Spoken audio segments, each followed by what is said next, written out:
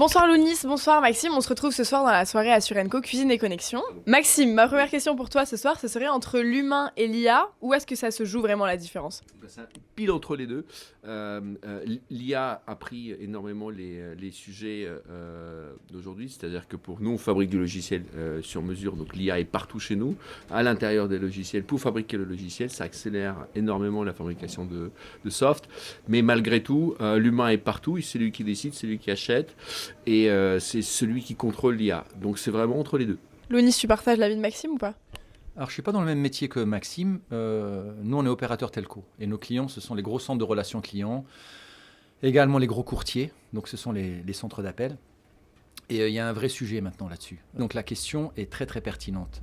Où ça se joue, je pense qu'il y aura de moins en moins de différences, en tous les cas, dans notre métier. Pour l'instant, en tous les cas, l'humain, encore une fois, comme personne qui travaille dans un centre d'appel, a un avantage par rapport à l'IA, c'est une certaine subtilité, une certaine compréhension, il n'hallucine pas. Mais franchement, on est en train de parier sur un rapprochement très très très rapide, en tous les cas sur notre métier. Et quelle est la difficulté que vous rencontrez le plus souvent dans vos métiers? Est-ce que c'est lié justement à ce rapprochement entre humain et IA ou rien à voir?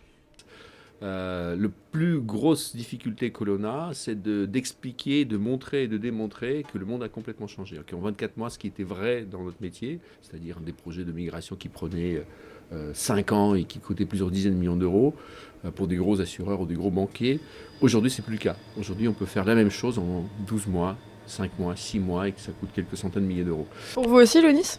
Alors, je partage ce que vient de dire Max, mais avec un angle de vue un petit peu différent.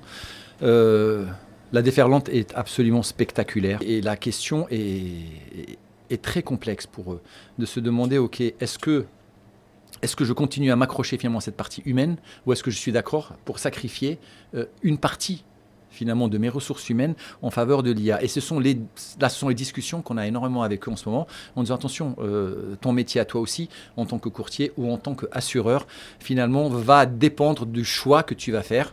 Est-ce que tu vas accompagner ce changement ou est-ce que tu vas essayer de résister le plus longtemps possible? Et on sait que l'histoire est faite finalement de gens qui ont un peu trop résisté. C'est très différent entre l'Europe et les États-Unis. Aux États-Unis, c'est design to cost. Combien de TP je peux enlever? Pas aucune hésitation. En Europe, heureusement, c'est un peu différent. Très bien, et vous vous en tenez quand même parfaitement du coup. Oui. Merci Maxime, merci Lounis pour ce partage d'expérience et on vous souhaite une très bonne soirée et un bon appétit. Merci beaucoup.